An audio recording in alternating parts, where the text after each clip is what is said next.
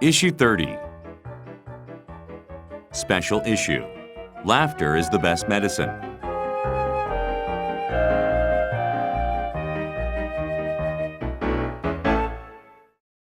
The less expensive product is seldom the best, but laughter solves many problems and costs nothing. If we can't laugh at ourselves and our predicaments, the stress and anxiety will just make the situation worse and prolong the agony. Laughter is no substitute for action, but it allows us to take the appropriate steps more quickly and with clearer heads than otherwise. And if no action can possibly reverse or ameliorate the issue, at least laughter can help us bear it. Of course, it is easier to say this than to do it. When something terrible or even just inconvenient occurs, our first response is to take it to heart. Something bad happens to us, and naturally we take it badly. This is an appropriate automatic reaction. But somehow we have to reprogram ourselves so that our second response is to step back from the problem and see it with new eyes. God or fate or the cosmos must have a mischievous sense of humor when the twisting paths of our lives are being laid out. We need to respond in kind and, for our own acceptance and healing process to begin, let ourselves in on the joke and accept the humor of the moment. Life cannot be all laughs or all tears. After all, it is a tragicomedy, full of highs and lows with many rough spots along the way.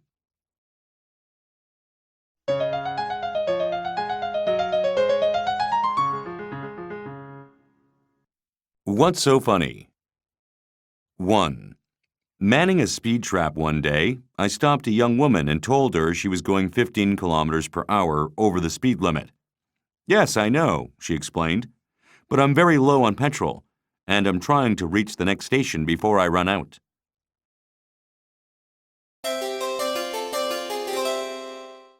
Question number 1. Does her statement make sense? Why or why not?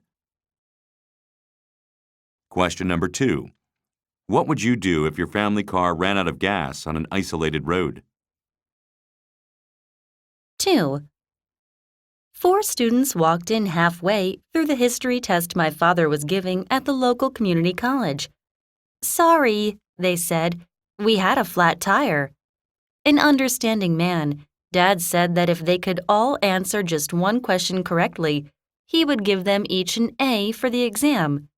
The students agreed. So my father handed each one a piece of paper, placed them in 4 separate corners, and said to them, "Write down which tire was flat."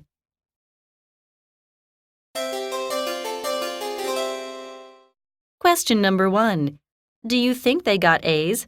Why or why not? Question number 2. Discuss why the professor gave them that question. 3. Why doesn't your mother like me? A girl asks her boyfriend. Don't take it personally, he assures her. She's never liked anyone I've dated, except when I once dated someone exactly like her, and that didn't work out at all. Why not? My father couldn't stand her.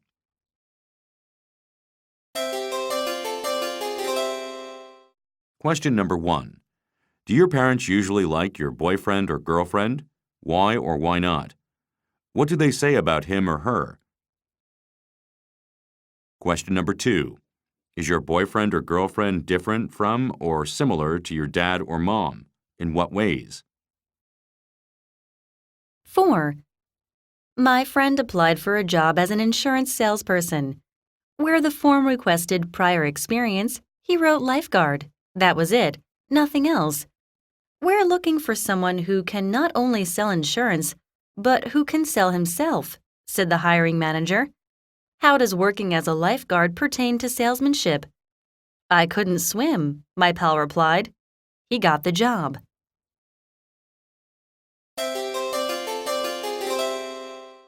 Question number 1.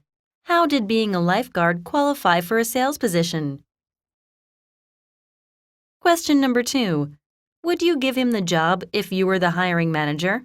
Explain your position. 5. A couple of dog owners are arguing about whose pet is smarter. My dog is so smart, says the first owner, that every morning he waits for the paper boy to come around. He tips the kid and then brings the newspaper to me, along with my morning coffee. I know that, says the second owner. How did you know? My dog told me.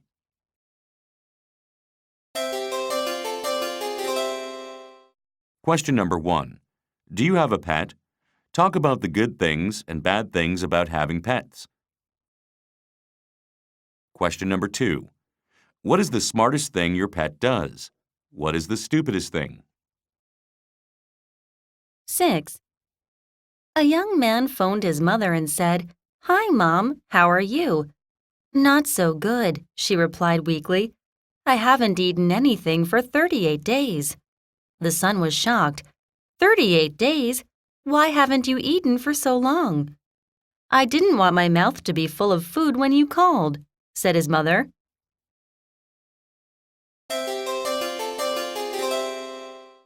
Question number 1.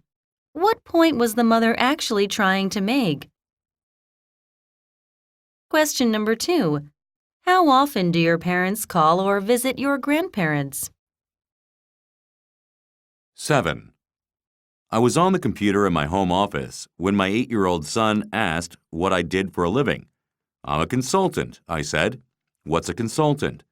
It's someone who watches people work and then tells them how they could do it better. We have people like that in my class, he said, but we call them a pest.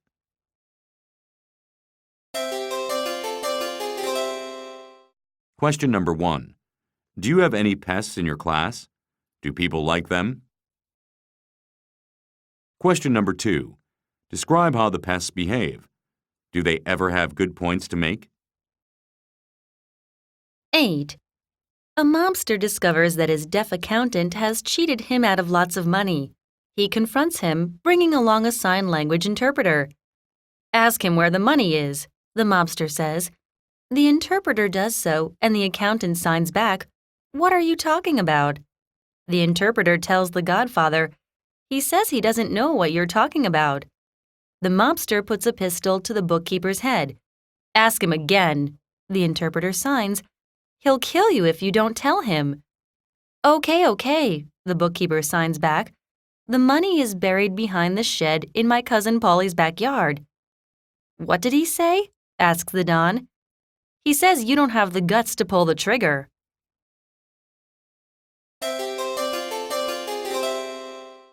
Question number 1. Why is the interpreter lying? Has he merely misunderstood what the accountant signed?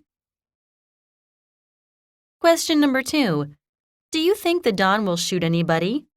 Whom? 9. During an interview, a reporter asked the reticent bank president the secret of his success. 2 words. And what are they? Right decisions. How are right decisions made? 1 word. What is that? Experience. How do you get experience? 2 words. What are they? Wrong decisions.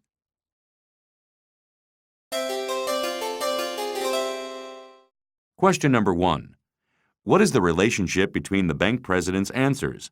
Discuss your response. Question number 2. Did you ever make any wrong decision? About what? What did you learn from that, if anything?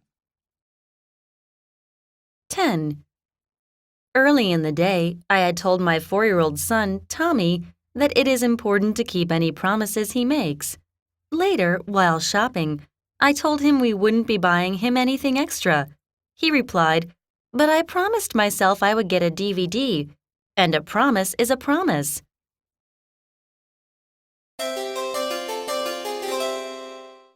Question number 1. Do you keep all the promises you make?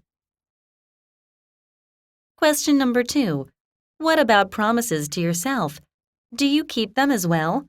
How are these different from promises to other people? 11. A woman went to the hospital and was seen by a young doctor. After several minutes, she started screaming and ran out. An older doctor asked her what the problem was and she told him. He calmed her down, then marched off to see the young doctor. "What's wrong with you?" he asked. "Mrs. Tompkins is 72 years old and a widow. She has 4 adult children and 7 grandchildren. And you told her she was pregnant. The young doctor, without even looking up, said, "Does she still have the hiccups?"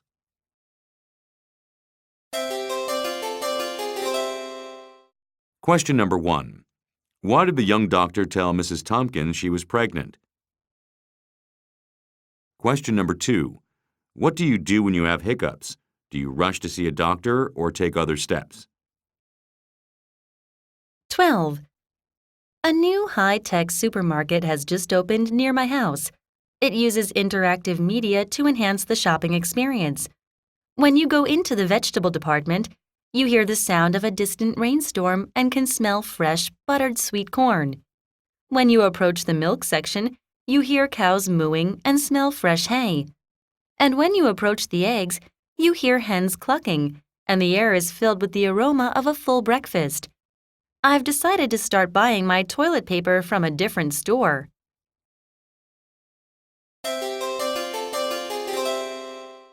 Question number 1. Why didn't he want to buy the toilet paper in the new high-tech supermarket? Question number 2. Illustrate some examples of high-tech devices that cause inconvenience to the users. 13. The world's biggest optimist fell out a window on the 70th floor. I was on the 20th floor when he passed me on the way down. He waved at me and yelled, "Doing okay so far."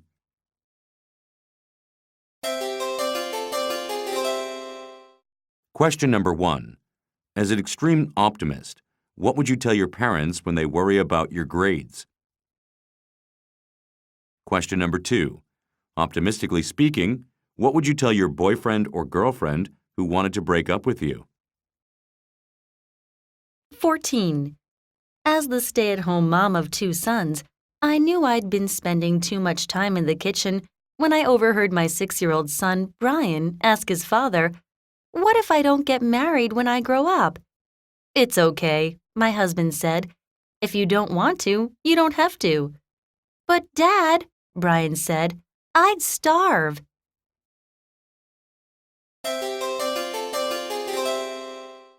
Question number 1. Why did Brian's response cause his mother to think she spent too much time in the kitchen? Question number 2. Can a man or a woman lead a happy, successful life without getting married? If so, how? If not, why not? 15. Even though I'm in my 30s, I still stop by my parents' house once a week to mow their lawn. One afternoon, the kid next door was cutting his grass at the same time I was. "It's punishment for skipping a day of school," he explained. "Why are you still doing your parents' yard?"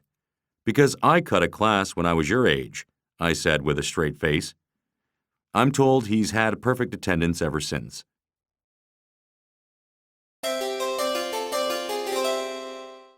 Question number 1. Why does the kid go to school every day? Question number 2. Talk about some punishment or reward you got from your parents. 16.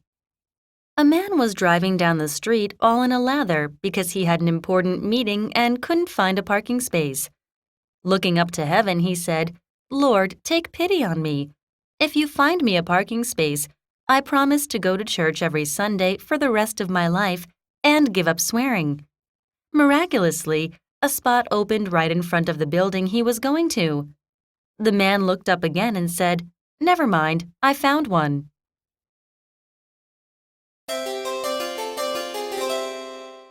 Question number 1. Describe what kind of man he is. Question number 2. Have you ever prayed? For what? Did you get what you wanted? 17.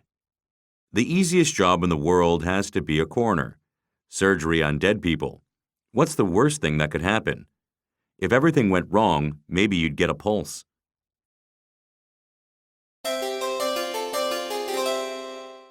Question number 1. What does get a pulse mean? Question number 2. What do you think is the easiest job that pays well? What is the hardest job that pays the least? 18. With the storm raging, the captain realized his ship was sinking fast. He called out, "Does anyone here know how to pray?" One man stepped forward. "Yes, Captain, I pray a lot." "Good," said the captain. "You pray while the rest of us put on life jackets. We're one short."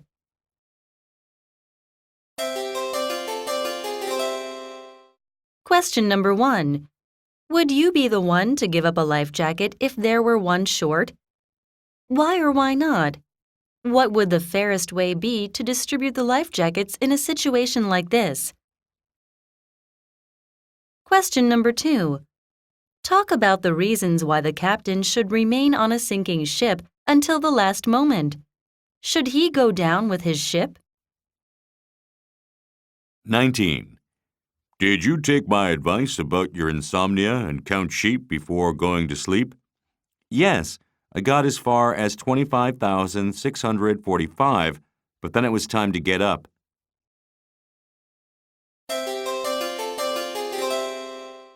Question number 1. Have you ever suffered from insomnia? Question number 2. What do you do when you can't sleep? 20. This country is becoming the republic of lawsuits. Fat people are suing fast food chains for making them that way. Drivers charged with causing an accident are going to court to prove that it was due to a malfunction of their car.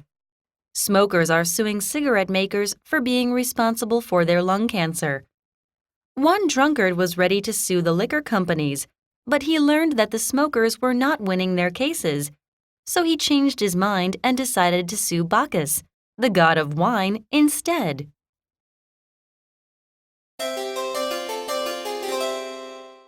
Question number 1. What does the Republic of Lawsuits mean? Question number 2. Since we can go to court against people who have caused us injury, is it reasonable for smokers to sue cigarette makers, for drinkers to sue liquor companies, for fat people to sue fast food chains? Why or why not?